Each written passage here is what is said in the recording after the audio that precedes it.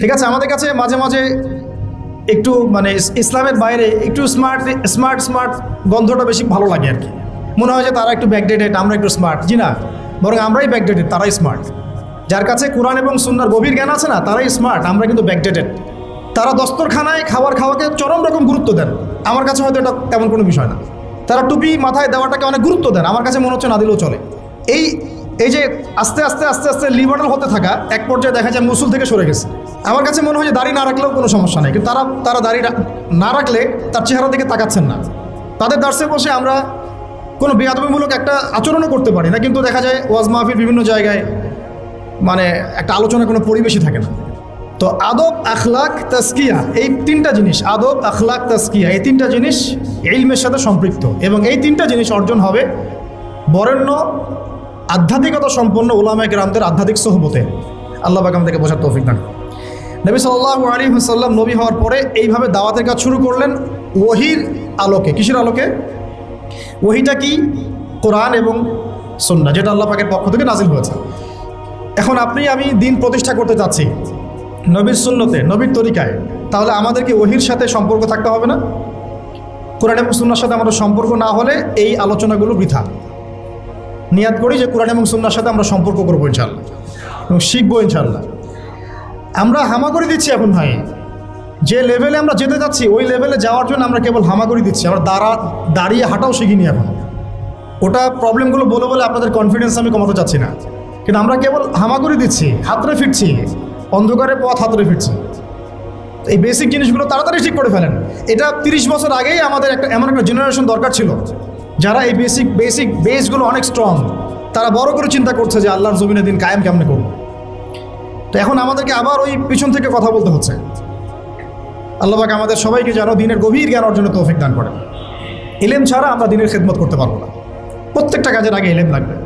প্রত্যেকটা দলিল আছে, কোরআন হাদিস থেকে কোটেশন দেওয়া যায়, সময় নাই, আমি এগুলো বলতে জাস্ট সামারি করে যাচ্ছি। এবং সেই ওহীর জ্ঞানটা নবী সাল্লাল্লাহু আলাইহি ওয়াসাল্লাম নিজে সবার আগে নিজে আমল করে দেখিয়েছেন। পয়েন্ট নোট আউট করেন, ওহীর জ্ঞানটা নবী সাল্লাল্লাহু আলাইহি ওয়াসাল্লাম সবার আগে নিজে আমল করে দেখিয়েছেন। আমরা কিছু জানলে মানুষকে আগে জানাতে চাই, নিজে আমল কম করি, আমল বাড়াতে হবে। এবং তিনি মানুষ তৈরি করেছেন, পয়েন্ট নোট করেন, তিনি মানুষ তৈরি করেছেন, সাহাবীদেরকে তৈরি করেছেন তার আধ্যাত্মিক সোহবতে। সাহাবীরা তার কাছে গিয়ে পড়ে থাকতেন, তিনি শেখাতেন, তাদেরকে পরিশুদ্ধ করতেন এবং সাহাবীদের মধ্যে ঐক্য বজায় রাখতেন। তিনি সাহাবীদের প্রতি অনেক নরম ছিলেন। আমরা অনেক হার্শ, আমাদের মধ্যে হিংসা, বিদ্বেষ, গীবত, তহমত, পরশ্রী কাতরতা দিয়ে ভর্তি। মানুষ আমাদের কাছে আসলে দূরে সরে যায়। নবী সাল্লাল্লাহু আলাইহি ওয়াসাল্লামের কাছ থেকে মানুষ দূরে সরে গেলে ছুটে চলে আসতো, আবার কখন তাকে দেখব। তিনি ছিলেন মানুষের প্রতি নরম, সাহাবীদের প্রতি নরম, কোমল। সাহাবীদের মধ্যে কোনো ডিভাইডেশন কখনো হতে দেন নাই। আর আমাদের পুরো উম্মাই বিচ্ছিন্ন। এমনকি এগুলো বললে তো মানুষ নিতেই পারবে না। ওই ভিতরে যাওয়ার পরে আমরা চিনতে পেরেছিলাম যে কারা আমাদের আসলে বন্ধু, কারা আসলে আমাদের শত্রু। অবাক হলাম যে অনেক দাড়ি টুপিওয়ালা মানুষ যাদেরকে আমরা বন্ধু মনে করতাম, তারাই পিছন থেকে আমাদেরকে ছুরি মারছে। তো এই জন্যে আমাদের চেঞ্জ করতে হবে এই সংস্কৃতি। সবাই ভাই ভাই হয়ে যায়, আল্লাহ পাক তৌফিক দান করেন। সবাই নবীর সাহাবীদের মতো হয়ে যায়, আল্লাহ তৌফিক দান করেন। রুহামা বাইনাহুম হয়ে যায়, সমালোচনা করার দরকার নাই, সবার মধ্যে ভুল আছে। আবু আদনান ভাই যদি 100টা থাকে, আপনারও হয়তো 90টা আছে। আপনার 90টা থাকলে ভাইয়েরও হয়তো 80টা আছে। বের করতে থাকলে কেউ বাদ যাবে না। এইভাবে চিন্তা করতে থাকলে আমরা এখন বাংলাদেশে এই অবস্থায় যে ক্রিটিক্যাল একটা সিচুয়েশন চলছে, আমরা কিন্তু একদম বিচ্ছিন্ন হয়ে যাব জাতি থেকে। আপাতত আমাদের বৃদ্ধতার ব্যাপারটা খুব ফোকাস মানে জোর দেওয়া উচিত। আমরা আকীদা, আমল, মানহাজের ব্যাপারে কোনো ছাড় দিব না, কিন্তু হৃদ্যতার ব্যাপারে যেন আমরা উদার হই, এটা খুব জরুরি। আমরা নিজেদের মধ্যে এই ডিভাইডেশনগুলোকে কমানোর চেষ্টা করি। ভাই মাফ করে দিই, ছেড়ে দেই মন থেকে। ঠিক আছে, এক ভাই না হয় নেগেটিভ কিছু বলছে, বাদ দেন, ছেড়ে দেন, রিপ্লাই দেওয়ার দরকার নেই। একসময় তার বুঝ আসলে সে নিজেই লজ্জিত হবে। তার বুঝ যখন আসবে সে নিজেই লজ্জিত হবে। তো আমাদের দরকার একটা প্ল্যাটফর্ম। নবী সাল্লাল্লাহু আলাইহি ওয়াসাল্লাম আমাদেরকে সুন্নাহ দিয়ে গেছেন, তিনি নিজে সামনে থেকে লিড দিয়েছেন। এই দেখেন এখানে একটা ব্যাপার, উম্মার জন্য কিছু করতে চাইলে সামনে আসতে হবে ভাই, লুকায় থাকা যাবে না। উম্মার জন্য কিছু করতে চাইলে আপনাকে সামনে আসতে হবে, আমাকে সামন থেকে লিড করতে হবে, উম্মাকে কথা বলতে হবে। কোনো সাহাবী এগুলো থেকে বিচ্ছিন্ন হয়ে থাকেন নাই, সবাই সামন থেকে ইসলামের দাওয়াতের কাজটা করেছেন। কখনো কৌশল চেঞ্জ করেছেন, সেটা হতে পারে অন্য বিষয়, কখনো হিজরত করেছেন, কখনো সবর করেছেন, কখনো মার খেয়েছেন। বেশিরভাগ সাহাবী সামন থেকে উম্মাকে নেতৃত্ব দিয়েছেন, প্রয়োজনে মার খেয়েছেন। কাবাঘরের মধ্যে আবু জেহেলদের মজলিসে গিয়ে আব্দুল্লাহ বিন মাসউদ রাদিয়াল্লাহু আনহু আর রহমান সূরা তেলাওয়াত করে শুনিয়েছেন। বেলাল, সুমাইয়া রাদিয়াল্লাহু আনহুম আজমাইন, তাদের নির্যাতনের ঘটনা আপনারা জানেন। তারা পালিয়ে যান নাই সমাজ থেকে, তারা ওই সমাজের থেকেই কাজ করার চেষ্টা করেছেন। তা আমাদেরকে পালিয়ে যাওয়া যাবে না। এখানেই যেহেতু আমরা জন্ম নিয়েছি, এখানে হয়তো আমাদেরকে মরতে হবে, এখানেই আমাদের লড়াইটা কিন্তু এখানে। সবাই কিন্তু সব জায়গায় চলে যেতে পারবেন না, সবার সেই সুযোগ হবে না। অতএব মূল পয়েন্টগুলোতে আমরা ফোকাস করি। ওহিভিত্তিক সমাজ গড়া, ওহির চর্চা করা, ওহিকে বুকে ধারণ করে ওই ইলমটাকে অর্জন করা, ওলামায়ে কেরামের সোহবতে থাকা এবং নিজেদের মতো ঐক্য বজায় রাখা। আমাকে একটা প্রতিষ্ঠান দেখান যেখানে নুরানি থেকে নিয়ে, মানে নুরানি থেকে দাওরা বা ক্লাস নার্সারি থেকে মাস্টার্স, এরকম সিলসিলায় ইসলামিক শিক্ষা এবং জেনারেল শিক্ষাকে একত্রিত করে একটা সিলেবাস মেনটেন করে পড়ানো হচ্ছে। আমাকে কয়েকটা প্রতিষ্ঠানের নাম বলেন, আমি ওখানে আমার মেয়েকে ভর্তি করাবো। আমাকে দেন, রেডিমেড দেন, আমার ছেলেকে ভর্তি করাবো। আমরা ফিকির করতেছি না, এটা হওয়া উচিত ছিল বিগত 30 বছর আগেই। আমি আপনাদেরকে বলি যে প্রকাশনা সংস্থার ভাইরা আছেন অনেকে এখানে। ধরেন আমাদের রংপুরের কোনো ভাই আপনাদেরকে পুরো 1 বিঘা জমি দিল, বা ধরেন 5 বিঘা জমি দিয়ে দিল, ঠিক আছে? আর আমরা সবাই মিলে দেশবাসীর কাছ থেকে টাকা কালেক্ট করে একটা কনস্ট্রাকশন দাঁড় করে প্রতিষ্ঠান দাঁড় করালাম, একেবারে অনার্স, মানে নুরানি থেকে নিয়ে, মানে প্লে গ্রুপ থেকে নিয়ে মাস্টার্স, এরকম ফ্যাকাল্টি আর কি করলাম। এখন ভাই আপনারা যারা বই প্রকাশ করতেছেন, আমাকে কি আপনারা বই দিতে পারবেন? প্রত্যেকটা ক্লাসে আমি কোন কোন বই পড়াবো পারবেন? আমাকে কি সিলেবাস দিতে পারবেন? কথা বলেন।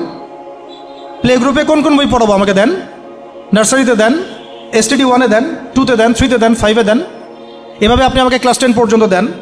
তারপরে কি আপনি আমাকে অনার্স, মাস্টার্স, এই ফ্যাকাল্টিগুলো আলাদা আলাদা, এগুলো কি ইউনিভার্সিটি আদলে আপনি কি আমাকে সাজা দিতে পারবেন? আমরা জায়গা দিব, টাকা দিব, প্রতিষ্ঠান করে দিব। প্রকাশনা সংস্থা থেকে কি আমরা এতটুকু পেতে পারি? তাহলে কাজের ক্ষেত্র আসলে কোনগুলা? আজকে আদনান ভাইয়ের একটা বই নিয়ে পড়তেছেন, কালকে অমুক ওস্তাদের একটা বই নিয়ে পড়তেছেন, আজকে এইটা, কালকে সেইটা। কনস্ট্রাকটিভ পড়াশোনাটা কোথায়? ধরেন এই যে আমাদের এক ভাই, পরিচিত ভাই, ওই ভাই যদি বলে যে আমি ভাই একসময় দিনের পথে ছিলাম না, এখন ইসলামের পথে আসছি, তো আমি এখন আলেম হইতে চাই। কি হইতে চাই? আলেম হইতে চাই, কিন্তু আমার মাদ্রাসায় পড়ার কোনো সুব্যবস্থা নাই। আচ্ছা, এখন কি তাকে আমরা 5 বছর বা 10 বছরের মধ্যে আলেমের সমপর্যায়ে নিয়ে যেতে কি পারবো? সেই সিলেবাস কি আমার কাছে আছে? বলেন। অথচ বিশ্বাস করেন, আরবি ভাষা না জানলে কেউ কোরআন জানতে পারবেই না। আমি এখন এটা শক্ত করে বলি যে কোরআন শেখা যেমন ফরজ, আরবি ভাষাটা শিক্ষা করাও ওয়াজিব।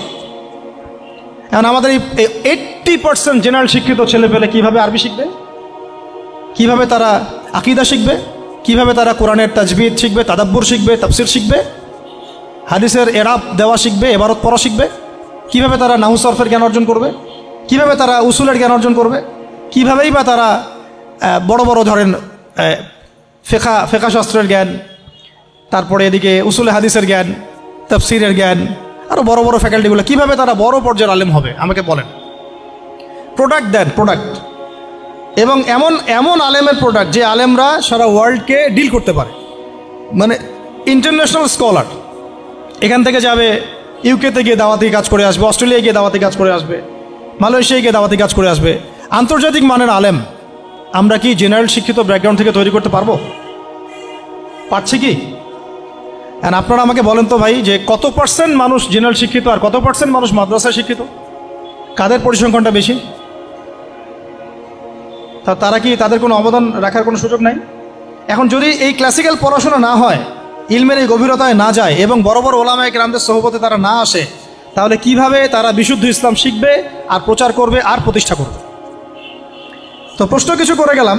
আজকে প্রশ্নগুলো রেখে যাচ্ছে এই কারণে যে এগুলো নিয়ে আপনারা ভাববেন, যে আপনারা আমাকে একটা ইসলামিক ইউনিভার্সিটি করার মতো বইপত্র আমাকে বানায় দেন না।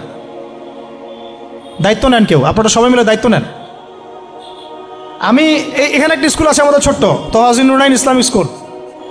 এই স্কুল আমরা করেছি প্লে, নার্সারি, কেজি 1 2 3 4 5 এতটুকু, ট্রাইলিঙ্গুয়াল, মানে Bangla medium English version, medium না ইংলিশ ভার্সন আর অ্যারাবিক।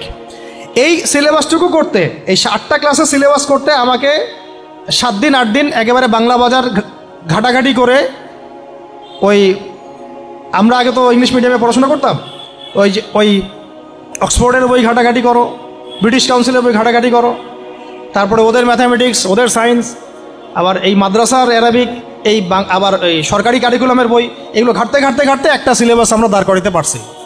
মাত্র 5টা ক্লাস পড়তে পারবে। এরপরে এটা করতে গিয়ে যে দেখলাম যে আসলে এগুলোর যে এত ঘাটতি আছে বাজারে, রেডিমেড কোনো প্রোডাক্ট এগুলোর নাই। থেকে ঘুরে ফিরে কি সেই আমরা ওই একই জিনিসই চর্চা করতে থাকবো, নাকি আমরা একটু বহির্বিশ্বে যেভাবে দিন প্রচার হচ্ছে এই মান দিতে পারি? এটা আমাদের উচিত না করার কাজটা? হ্যাঁ, এটা তো আমাদের হাতে রাষ্ট্রীয় ক্ষমতা নাই, থাকলে না হয় উপরের লেভেল থেকে এগুলো করা যায় খুব সহজ। বরং উপরের লেভেলে যারা আছেন তারা তো আরও ট্রান্সজেন্ডার ঢুকাচ্ছেন, আপনারা তো এলজিবিটি ঢুকাচ্ছেন। তাহলে এই কাজগুলো কাদের করতে হবে? তাহলে বেসরকারিভাবে করতে হবে। এখন আমরা যারা বইকে ভালোবাসি, জ্ঞানকে ভালোবাসি, আল্লাহকে ভালোবাসি, রাসূলকে ভালোবাসি, চাই যে আমরা যা করছি আমাদের পরের প্রজন্মটা মানুষের মতো মানুষ হোক। কাজ কি কম না বেশি আমাদের বলেন? সেক্ষেত্রে কাজগুলো কিন্তু ওইভাবে হচ্ছে না ভাই। একটা বিষয়ের বই সবাই ছাপাচ্ছি, কেন? কি দরকার আছে? একটা বিষয়ের বই আমি সবাই ছাপাচ্ছি। একটা জিনিস, একটা হিস্ট্রির একটা কিতাব অনেকগুলো প্রকাশনী আপনারা করতেছেন, একই বই ফয়জুল কালাম সবাই করতে আছে।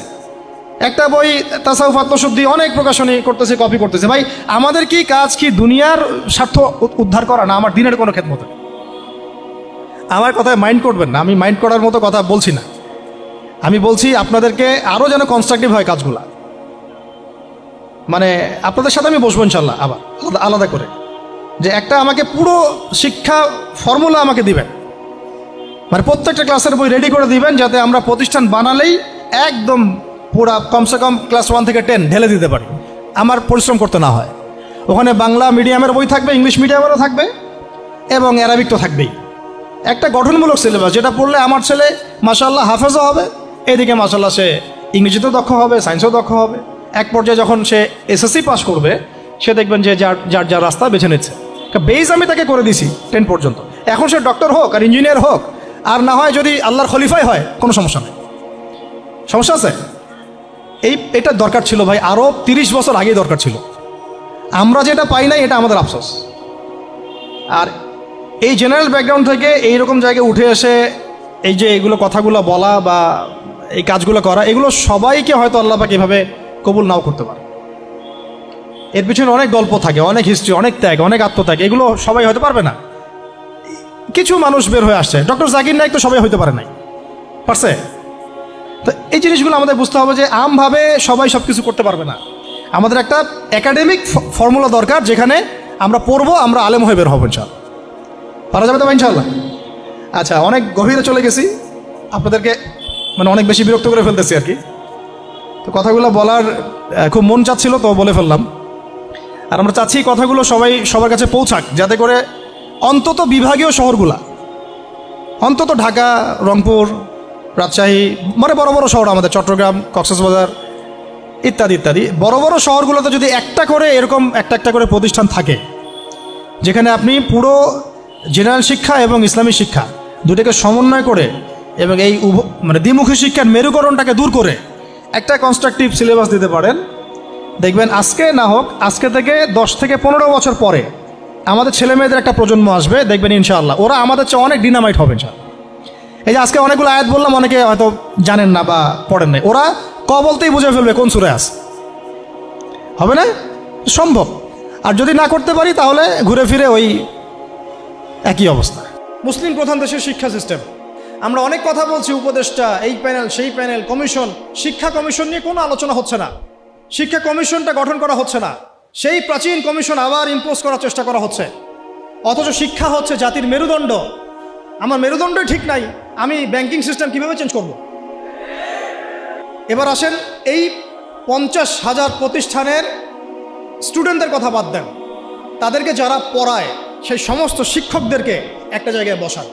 এই সমস্ত শিক্ষকদের কোরআন তেলাওয়াত চেক করেন, এদের 90% তাদের 90% কোরআন বিশুদ্ধ করে তেলাওয়াত করতে পারেন। তারা আপনার বাচ্চার শিক্ষার দায়িত্ব নিয়েছে। আমার বাচ্চাকে এমন একজন টিচার পড়ায় যে আল্লাহর কিতাব পড়তে পারেন, যে মুসলিম। আমি অমুসলিমদের কথা বলছি না, এখানে কোনো অমুসলিমদের কিনা আলোচনা হচ্ছে না। সরায় দেন। এবার আসেন হাই স্কুল, সংখ্যা কত দেখবেন? লাখ লাখ। হাই স্কুলের সব স্টুডেন্টদেরকে বসান, একজন একজন করে চেক করেন, দেখবেন এদের মধ্যেও মিনিমাম 80% কোরআন তেলাওয়াত করতে পারেন। তার হাই স্কুলে পড়াশোনা করেছে 8 থেকে 10 বছর। 8 থেকে 10 বছর, প্রায় লক্ষ লক্ষ টাকা খরচ করা হয়েছে, সময় দিয়েছে, তারা পরিশ্রম করেছে, পরীক্ষার পর পরীক্ষা, এক সেমিস্টার আরেক সেমিস্টার, এক টার্ম আরেক টার্ম, কোচিং, প্রাইভেট, অ্যাসাইনমেন্ট, এইটা সেইটা, কোরআন তেলাওয়াত করতে পারে না।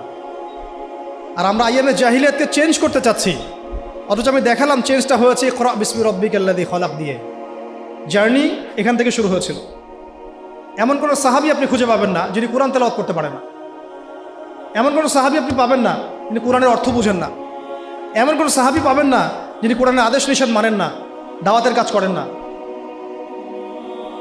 এবার এই হাই স্কুলের সব বাচ্চাদেরকে সরায় দেন, সরায় দিয়ে সব টিচারদেরকে বসান।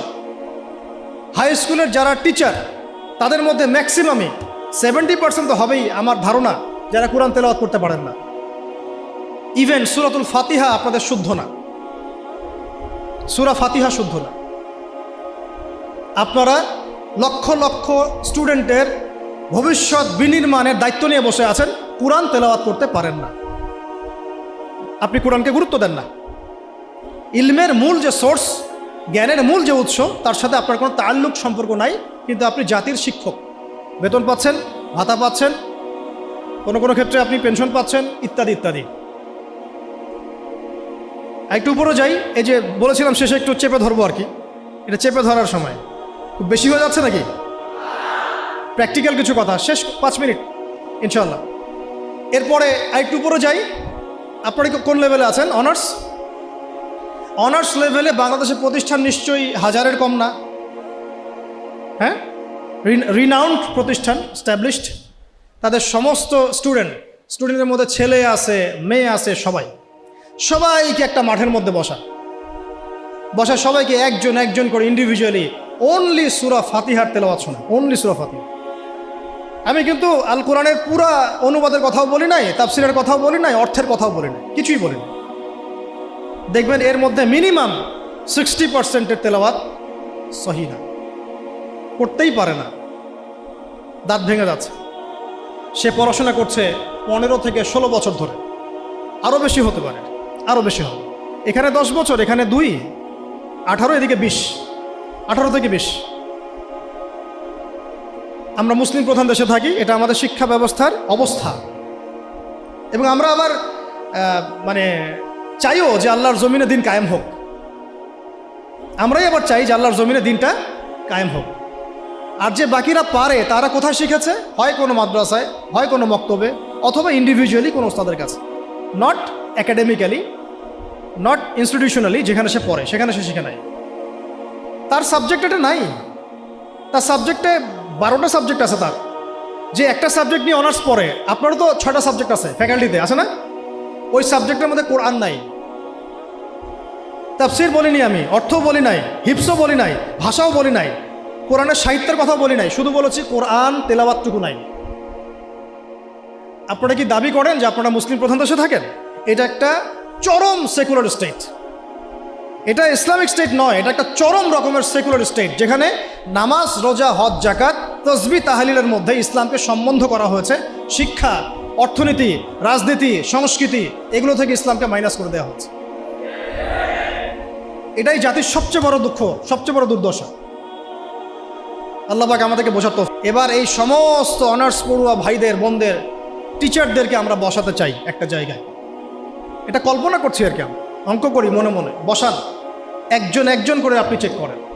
তারা বাংলায় পারদর্শী থাকবে, সাধারণ জ্ঞান তারা জানবে, সাম্প্রতিক বিশ্ব তাদের মুখস্থ থাকবে, তারা কেউ কেউ বিসিএস ক্যাডার হবেন, আরও বড় হতে পারেন, ইংরেজি একদম ফ্লুয়েন্টলি বলে দিবেন। আমি যে লেকচার দিলাম সেটা ইংরেজিতে অনুবাদও করতে পারবেন, এবং রাষ্ট্রীয় বড় বড় দায়িত্বে তারা থাকবেন, বেতন পাবেন, ভাতা পাবেন, বাড়ি গাড়ি পাবেন, বাট আপনারা অন্তত 50% তাদের কোরআন তেলাওয়াত করতে পারেন। আপনারা লক্ষ লক্ষ তরুণ প্রজন্মের মেরুদণ্ড গড়ার কারিগরের দায়িত্ব নিয়েছেন কোরআন ছাড়াই, কোরআনের সাথে কোনো রকম সম্পর্ক ছাড়াই। হ্যাঁ, ওই বয়সে গিয়ে অনেকে হয়তো চিল্লা দিচ্ছেন, তাবলীগে সময় দিচ্ছেন, বা কোনো মসজিদে যাচ্ছেন, কোনো হুজুরকে ধরছেন, ধরে শিখছেন, তাদের সংখ্যা 0.111%, 0.0011%, খুবই কম। বেশিরভাগ তো বলছেন যে ফ্রি মিক্সিং থাকলে সমস্যা নাই, ক্লাসে এগুলো পড়ানোই যায়, ট্রান্সজেন্ডার এটা কোনো বিষয় না, রিবা এটা কোনো বিষয় না, এই যুগে কি ওইসব বিষয় চলে, এগুলো মৌলবাদী বিষয়, ইত্যাদি ইত্যাদি। আপনারা পশ্চিমাদের ভাষায় কথা বলছেন। এবার এই সব সরাই দেন, মাস্টার্সের ভাইদেরকে বসান, সেম অবস্থা, লম্বা করছে না। মাস্টার্সের টিচারদেরকে বসান, সেম অবস্থা। এখন বাইরে আছে আমাদের বেসরকারি ইংলিশ মিডিয়াম প্রতিষ্ঠানগুলো, তাদেরকে বসান, সেম অবস্থা। কিন্তু কোনো কোনো ক্ষেত্রে দেখা যায় তাদের মধ্য থেকে কোরআনের হাফেজ বের হয়েছে। এমনও ইংলিশ মিডিয়াম স্কুল আছে, আমি নিজেও একসময় কাজ করেছি, আমাদের পড়াশোনার ব্যাকগ্রাউন্ড তো এগুলোই ছিল আর কি। ওখানেও দেখতাম অনেক হাফেজ আছে, হচ্ছে, প্রাতিষ্ঠানিকভাবে হচ্ছে অথবা বেসরকারিভাবে হচ্ছে বা ব্যক্তিগত উদ্যোগে হচ্ছে। তো ইংলিশ মিডিয়াম প্রতিষ্ঠানগুলোকে বসান, সেম অবস্থা দেখবেন। অন্যান্য সরকারি কারিকুলামের বাইরে যারা বেসরকারি স্কুল করেছেন তাদেরকে বসান, দেখবেন সেম অবস্থা। বেসরকারি স্কুল, বেসরকারি কলেজ, বেসরকারি ইউনিভার্সিটি, সেম অবস্থা। তাদের বড় বড় গর্জিয়াস প্রতিষ্ঠান আছে, বিশাল বিশাল ক্যাম্পাস, বিশাল বিশাল জমি, কোরআন নাই। ইল্লাল কোরআন, কুল্লু শাই মওজুদ, সব কিছু মওজুদ আছে, ইল্লাল কোরআন, কোরআন ছাড়া। যেটা আছে এটা এতই কম, এটা আই ওয়াশ শোডাউন করা ছাড়া কিচ্ছু না। এটা আই ওয়াশ করা যে আমি কিছুটা কোরআন পড়াই। আমাদের ওস্তাদ একটা কথা বলেন, আমাদের ওস্তাদের কথা বলছি, ওস্তাদ হচ্ছেন আমাদের বাইতুল মোকাররমের বর্তমান খতিব। তিনি একটা কথা বলেন যে মানুষ, এটা আমাকে বলেছেন পার্সোনালি, অন্যদেরকে বলেছেন কিনা আমি জানি না, মানুষ যে বিষয়টাকে গুরুত্ব দেয় তার জন্যে মানুষ সময় ঠিকই বের করে নেয়। মানুষ যে বিষয়টাকে গুরুত্ব দেয় তার জন্যে মানুষ সময় ঠিকই বের করে নেয়। ফোন চালাতে তো আমাকে বলা হচ্ছে না, আমি টাইম বের করে নিচ্ছি। বড় বড় ক্ষেত্রে গার্লফ্রেন্ডকে সময় দিতে আমাকে বলা হচ্ছে না, আমি টাইম বের করে নিচ্ছি। আমি ইউটিউবিং করতে টাইম বের করে নিচ্ছি, আমি ব্যবসার জন্য টাইম বের করছি, রাজনীতি করার জন্য টাইম বের করছি, কোরআন শেখার জন্য আমার টাইম হচ্ছে না। তার মানে আমি কোরআনকে, সিরাতকে, হাদিসকে, ইসলামের প্র্যাকটিক্যাল বিষয়গুলোকে আমি এতটা মূল্যায়ন করছি না। As simple as that.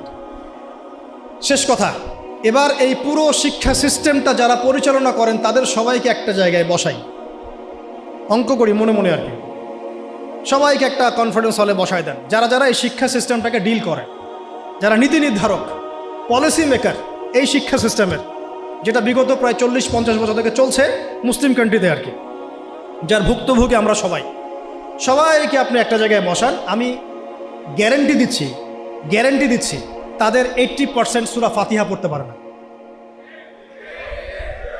আরও বেশি হইতে পারে। আমি কমায় বলছি, বাকি যারা পারে তারা ব্যক্তিগত উদ্যোগে শিখেছে। এবার আরেকটু উপরে যাই, এই শিক্ষা কমিশনটা যারা নিয়ন্ত্রণ করে এই সমস্ত পার্লামেন্ট সদস্যদেরকে বসান, তারাই তো নিয়ন্ত্রণ করে, তাই তো? 360 জনকে বসান, স্পিকার সাহেব সহ। তাদের মধ্যে কেউ হয়তো সহিহ বুখারী পড়েছে বলে দাবি করে আর কি। তো যাই হোক, তাদেরকে বসান একটা জায়গায়। এটা আমি বিনয়ের সাথে বলছি, লজ্জার কিছু নাই এবং আঘাত করতে চাচ্ছি না। এটা তাদেরও তো পরকাল আছে না, আল্লাহর সাথে তো তাদেরও সাক্ষাৎ করতে হবে। যদি বলে আমাদেরকে কেউ দাওয়াত দেয় নাই, আমরা সেই জায়গা দিচ্ছি না, আমি দাওয়াত দিয়েছি আপনাকে, আমি আপনাকে দাওয়াত দিয়েছি, এটা আপনার দলিল, হুজ্জাত। এই 360 জনকে বসান, বসিয়ে আপনি তাদের সবার কোরআন তেলাওয়াতটা চেক করেন। আমি আপনাকে গ্যারান্টি দিচ্ছি তাদের 90% বিশুদ্ধ করে কোরআন তেলাওয়াত করতে পারেন। তারা পুরো রাষ্ট্রের শিক্ষা সিস্টেমটাকে নিয়ন্ত্রণ করছেন, পলিসি মেকারদেরও পলিসি মেকার, আরও বেশি হবে। এই যদি হয় একটা মুসলিম কান্ট্রির অবস্থা, তাহলে আমাদের এই যে লক্ষ লক্ষ না কোটি কোটি ছেলে, কোটি কোটি মেয়ে, হাজার হাজার স্কুল, লক্ষ লক্ষ কলেজ, এই আপনার প্রাইমারি স্কুল, হাই স্কুল, বেসরকারি স্কুল, ইউনিভার্সিটিস, এখানে তো মিনিমাম কোটি কোটি মানুষ পড়াশোনা করছে। এই কোটি কোটি মানুষের শিক্ষার দায়িত্ব যারা নিয়েছেন তারা কোরআনুল কারীমকে মূল্যায়ন করেন নাই। এই কোরআন বিবর্জিত, সুন্নত বিবর্জিত, সিরাত বিবর্জিত, ইসলামের নীতি নৈতিকতা বিবর্জিত একটা শিক্ষা ব্যবস্থা কিভাবে একটা জাতিকে ইসলামী রাষ্ট্রের দিকে নিয়ে যেতে পারে, এটা আপনাদের কাছে আমার প্রশ্ন। এই প্রশ্ন রেখে আমি আমার বক্তব্য শেষ করছি। আজকে থেকে প্রায় 1450 বছর আগে আমরা একটা সমাজ দেখেছিলাম, যে সমাজটাকে আমরা বলতাম আইয়ামে জাহিলিয়াত। আইয়ামে জাহিলিয়াত অর্থ হচ্ছে অন্ধকারাচ্ছন্ন দিন। এই কথাটা এখনকার সেকুলার সমাজে বা ইসলাম বিরোধী শিবিরে একটা গালিতে পরিণত হয়েছে, আইয়ামে জাহিলিয়াত। কখন আমরা প্রশ্ন করি না যে কেন আমরা সেই যুগটাকে আইয়ামে জাহিলিয়াত বলি, কি কারণে বলি? আসলে কি সেই যুগটা আইয়ামে জাহিলিয়াতের সবচেয়ে বড় যুগ ছিল, নাকি ওই আইয়ামে জাহিলিয়াতগুলো এখনও আমাদের সমাজে আছে? এই বিষয়গুলো আমরা কখনো ভাবি না বা আলোচনা করি না। গল্পের শুরুটা এখান থেকে করছি যে ওই সমাজটাকে আমরা আইয়ামে জাহিলিয়াত বলছি মূলত 5টা কারণে। একটু মনে রাখার চেষ্টা করবো ইনশাআল্লাহ। 1 নম্বর কারণ ছিল শিরক, আল্লাহ পাকের তাওহীদের সাথে, একত্ববাদের সাথে অংশীদার সাব্যস্ত করা, শিরক। আমাদের ইউনিভার্সিটিতে শিরক নামে কোনো চ্যাপ্টার নাই, কোনো ফ্যাকাল্টি নাই। আল কোরআনুল কারীমে আল্লাহ পাক বলেছেন ইন্না শিরকা লাযুলমুন আযীম, পৃথিবীতে সবচেয়ে বড় জুলুমটাই হচ্ছে শিরক। কিন্তু শিরক কি এবং কেন, কত প্রকার, কিভাবে এখান থেকে বাঁচবো, এরকম কোনো ফ্যাকাল্টি আমাদের ইউনিভার্সিটিগুলোর মধ্যে নাই। ব্যাপারটা কি অদ্ভুত না? নবী সাল্লাল্লাহু আলাইহি ওয়াসাল্লাম বলেছেন শেষ জামানায় সবচেয়ে বড় ফিতনা হবে মাসিহুদ দাজ্জাল। মাসিহুদ দাজ্জাল আনফরচুনেটলি সবচেয়ে বড় ফিতনা সম্পর্কে আমাদের কোনো ফ্যাকাল্টি নাই। অথচ নবী সাল্লাল্লাহু আলাইহি ওয়াসাল্লাম বলেছেন যে পৃথিবীতে আদম আলাইহিস সালাম থেকে শুরু করে শেষ নবী মুহাম্মদ সাল্লাল্লাহু আলাইহি ওয়াসাল্লামের উম্মত পর্যন্ত দাজ্জালের চেয়ে ভয়ঙ্কর কোনো ফিতনা আসে নাই, আসবেও না। কিন্তু আমাদের কোনো ফ্যাকাল্টি নাই দাজ্জাল কে, কেন, কিভাবে, কোথা থেকে আসে, উৎপত্তি কি, তার ফাংশন কি, তার রোলটা কি হবে, কিভাবে সে ফিতনা ছড়াবে, তার ফিতনাগুলো কেমন হতে পারে, ইত্যাদি ইত্যাদি। তো যেটা বলছিলাম যে বড় বড় বিষয়গুলো নিয়ে আমাদের কোনো ফ্যাকাল্টি নাই। এটা অদ্ভুত না? এই ওয়ার্ল্ডে ইসলামিক ইকোনমিক্স যারা জানেন না বা বুঝেন না, তারা কোনো না কোনোভাবে হারাম খাবেনই খাবেন, কোনো না কোনোভাবে হারামে লিপ্ত হতেই হবে। কিন্তু ইসলামিক ইকোনমিক্স এবং মডার্ন ইকোনমিক্স, যেটা ওয়ার্ল্ড ব্যাংক এবং IMF-এর আন্ডারে চলে, এটার কম্প্যারিজন নিয়ে আমাদের সাবজেক্ট খুব একটা নাই। আজকে আপনারা সব স্টুডেন্ট, তাই আমি কিছু একাডেমিক কথা বলবো ইনশাআল্লাহ। তো শুরুটা গল্প থেকে যদিও করেছি, আমার টপিকটা কিন্তু একাডেমিক। আমরা কিভাবে কনস্ট্রাকটিভ সিলেবাস মেনটেন করে পড়াশোনা করব বা কিভাবে আমরা জ্ঞানতাত্ত্বিক একটা বিপ্লব সংঘটিত করতে পারি, এটাই মূল উদ্দেশ্য। একদিনের আপনাদের এই কনফারেন্সে এসে চলে যাওয়াটা আমার উদ্দেশ্য না। উদ্দেশ্য হচ্ছে আপনাদের মধ্যে কিছু মানুষ তৈরি করা, যারা আগামী দিনে এই জায়গাগুলোতে দাঁড়াবেন, কথা বলবেন, জাতিকে নেতৃত্ব দিবেন ইনশাআল্লাহ। আপনাদের উদ্দেশ্যটা কি? একটা প্রোগ্রাম অ্যারেঞ্জ করাই কি উদ্দেশ্য? আপনাদের লক্ষ্যটা কি? নিঃসন্দেহে এটা একটা সূচনা, এটা নিশ্চয়ই শেষ নয়, এটা একটা সূচনা ইনশাআল্লাহ। আল্লাহ পাকের কাছে শুকরিয়া যে আল্লাহ পাক সূচনাটা আমাদের হাতে করার তৌফিক দিয়েছেন আলহামদুলিল্লাহ। এটা আল্লাহ পাক রহম করে আমাদেরকে তৌফিক দিয়েছেন। এখানে আমাদের কোনো ক্রেডিট নাই। লা হাওলা ওয়ালা কুওয়াতা ইল্লা বিল্লাহ, লা মালজা ওয়ালা মানজা মিনাল্লাহি ইল্লা ইলাইহি। তো আইয়ামে জাহিলিয়াত কেন বলি ওই যুগটাকে? কারণ সে যুগে শিরক ছিল 1 নম্বর মৌলিক সমস্যা, যেটা এখনকার বিশ্বে সবচেয়ে বড় গ্লোবাল মৌলিক সমস্যা। এখনকার শিরকটা শুধু ধর্মতাত্ত্বিক না, এখনকার শিরকটা হচ্ছে পলিটিক্সের শিরক আছে, ইকোনমিক্সের শিরক আছে, কালচারের শিরক আছে, আপনার বিধর্মীদের মধ্যে তো আছেই। এছাড়াও আমাদের যে পড়াশোনার যে সিস্টেম, এডুকেশন যে প্যাটার্ন, এখানেও শিরক আছে। আস্তে আস্তে আমি ধরাই দিচ্ছি ইনশাআল্লাহ। তো তখনকার শিরকটা ছিল একটা সাময়িক প্রেক্ষাপট, একটা ক্ষুদ্র পরিসর। এখনকার শিরকটা হচ্ছে গ্লোবাল। এটা যদি আপনি ফাইন্ড আউট করতে না পারেন, ইন্না শিরকা লাযুলমুন আযীম, এর মধ্যে পড়ে যাব। আর সূরা মাঈদার মধ্যে অন্য একটা আয়াতে আল্লাহ পাক বলেছেন যে ব্যক্তি মানে শিরকে লিপ্ত হচ্ছে, ইন্নাহু মান ইউশরিক বিল্লাহ ফাকাদ হাররামাল্লাহু আলাইহিল জান্নাহ, আল্লাহ পাক তার জন্য জান্নাতকে হারাম করে দিয়েছে। নাউযুবিল্লাহ। যে ব্যক্তি শিরকে লিপ্ত হচ্ছে আল্লাহ পাক তার জন্য জান্নাতকে হারাম করে দিচ্ছে। ওয়া মাওয়াহুন নার, তার জন্য আবাসস্থল হবে জাহান্নাম। ওয়া মা লিয-যালিমিনা মিন আনসার, জালেমদের জন্য কোনো সাহায্যকারী নাই। এখানে শিরকারী ব্যক্তিকে আল্লাহ পাক জালেম বললেন, কারণ ইন্না শিরকা লাযুলমুন আযীম, এই জন্য। এছাড়াও সূরা নিসা যদি আপনারা পড়েন, আপনারা দেখবেন আল্লাহ পাক একাধিকবার বলেছেন যে ইন্নাল্লাহা লা ইয়াগফিরু আন ইউশরাকা বিহি, আল্লাহ পাক তার সাথে শিরকের গুনাহটা মাফ করেন না। ওয়া ইয়াগফিরু মা দুনা যালিকা লিমান ইয়াশা, আল্লাহ পাক এছাড়া যে কোনো গুনাহ যাকে ইচ্ছা মাফ করতে পারেন। যত বড় গুনাহ আমরা করি না কেন আল্লাহ পাক মাফ করতে পারেন ইনশাআল্লাহ। কিন্তু শিরকের গুনাহ নিয়ে কেউ যদি কবরে চলে যায়, নাউযু বিল্লাহি মিন যালিক, তাহলে এটা ক্ষমা হবে না, এটাই স্পষ্ট। তাহলে এটা নিয়ে আমাদের কনসিয়াস থাকা উচিত ছিল, কিন্তু আনফর্চুনেটলি আমাদের 15 বছরের শিক্ষা সিলেবাসে শিরক নামে কোনো কিতাব নাই। পড়েছেন কি কখনো? পরীক্ষা দিয়েছেন? Assignment private? সুবহানাল্লাহ। মুসলিম কান্ট্রির শিক্ষা ব্যবস্থা আস্তে আস্তে আসতেছে ইনশাআল্লাহ। শুরুতেই গলা টিপে ধরা যাবে না, তাই না? আস্তে আস্তে ইনশাআল্লাহ। দ্বিতীয় প্রবলেম ছিল রিবা। রিবা রিবা মানে কি? মাশাআল্লাহ, আপনারা তো জানেন। তো তখনকার সুদটা ছিল আবু জেহেল, আবু লাহাবদের দারুন নাদওয়া কেন্দ্রিক। আর দারুন নাদওয়া মানে হচ্ছে তৎকালীন সময়কার পার্লামেন্ট আর কি, এখনকার অনেকটা ইউনাইটেড নেশনসের মতো। সরাসরি নামটা নিলাম কেন? কারণ দারুন নাদওয়া যা হতো ইউনাইটেড নেশনসে এখন তাই হয়, কোনো পার্থক্য নাই। তো দারুন নাদওয়া কেন্দ্রিক অর্থনৈতিক একটা ব্যবস্থা ছিল। তো সেখানে মূল ভিত্তিটা ছিল রিবা। আর এই রিবা ছিল কয়েকটা সেক্টরে, মানে কয়েকটা প্রকারভেদ ছিল এখানে। কিন্তু এখনকার গ্লোবাল যে রিবা, এখানে এত প্রকারভেদ আছে যেটা বোঝাতে হলে আপনাকে একদিন একটা ফুল ডে সেমিনার করতে হবে অনলি অন রিবা।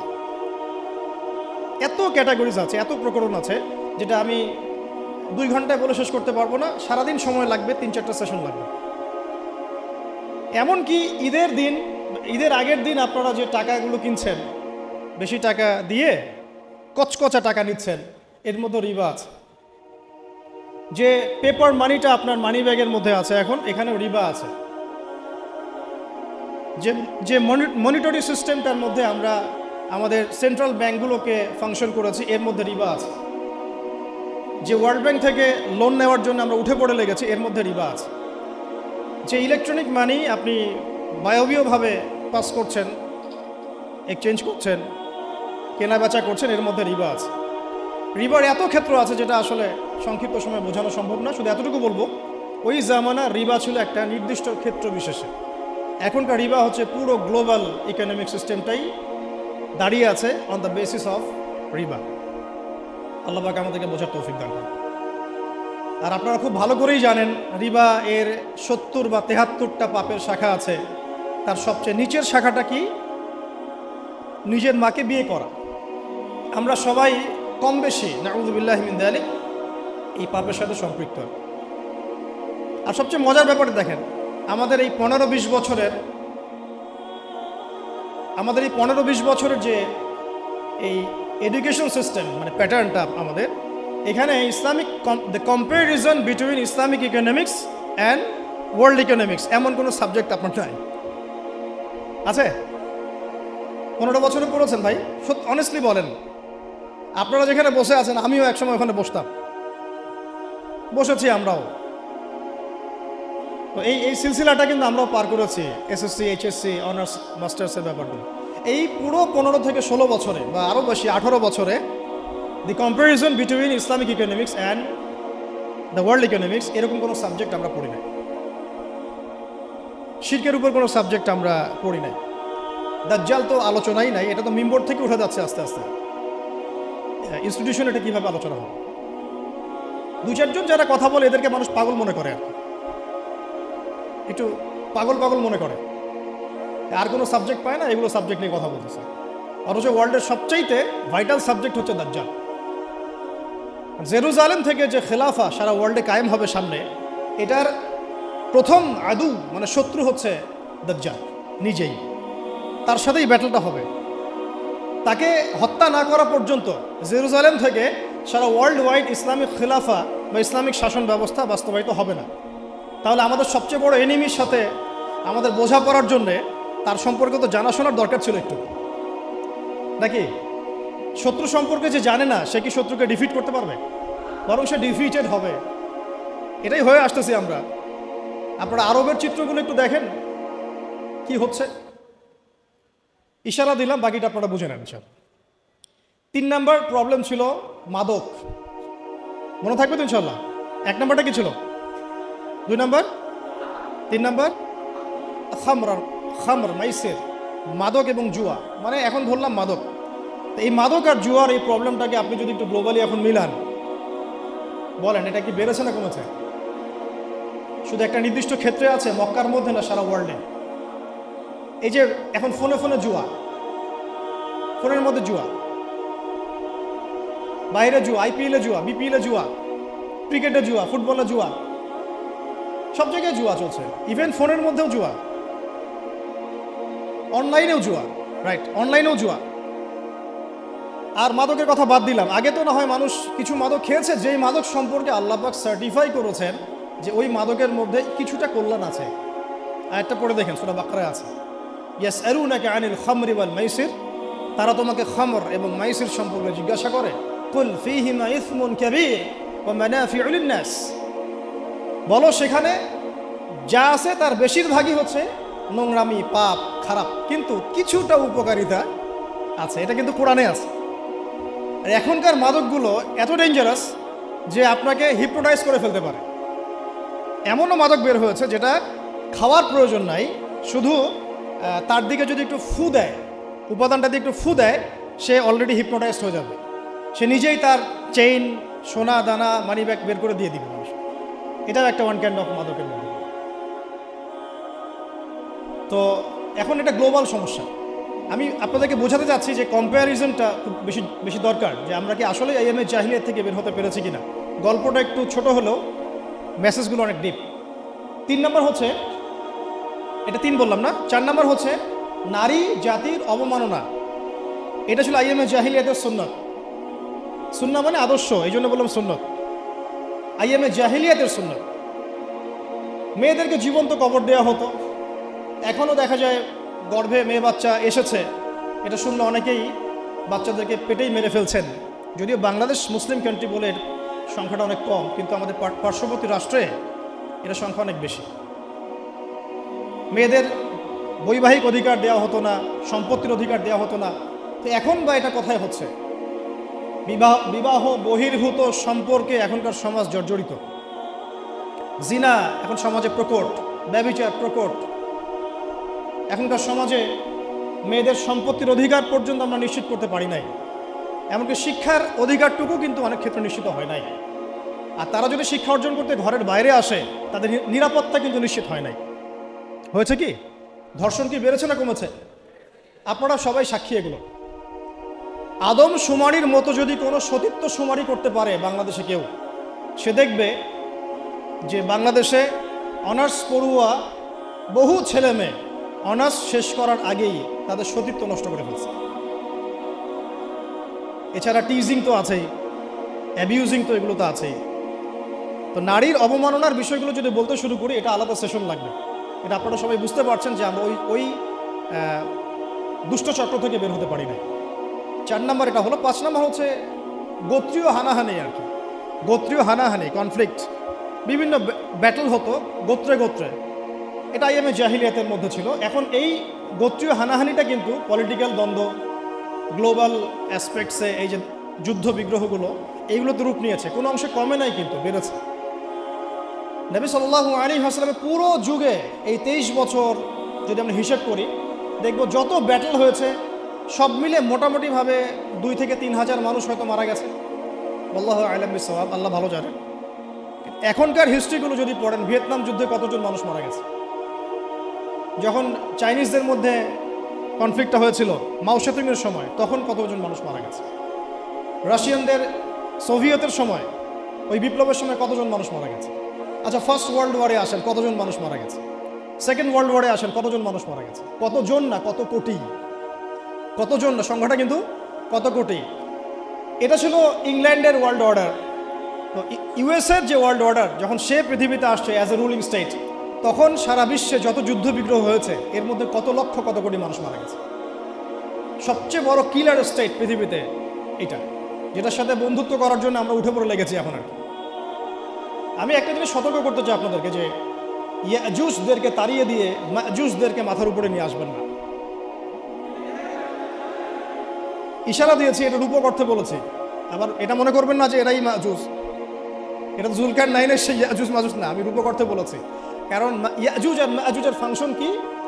ইন্না ইয়াজুজ ওয়া মাজুজ মুফসিদুনা ফিল আরদ। হে জুলকার নাইন, আমাদের জন্য একটা দেয়াল নির্মাণ করে দাও, কারণ ইয়াজুজ আর মাজুজ আমাদের জমিনে ফাসাদ সৃষ্টি করছে। ইউফসিদুনা ফিল আরদ, ইউফসিদুন, তারা ফাসাদ সৃষ্টি করছে, ফাসাদ, ফিতনা, ফাসাদ। তো এগুলো কি ফাসাদ না? তার মানে সারা ওয়ার্ল্ডে যারা ফিতনা এবং ফাসাদ ছড়িয়ে বেড়ায় তারা কোনো না কোনোভাবে ইয়াজুজ আর মাজুজের ফিতরত বা খাসলত লালন করে। ফিতরত, খাসলত সরাসরি না হলেও ওই আদর্শ লালন করে। তো সতর্ক করতে চাই যে ইয়াজুজের পরিবর্তে কোনো মাজুজকে আমরা যেন মাথার উপরে না নিয়ে আসি।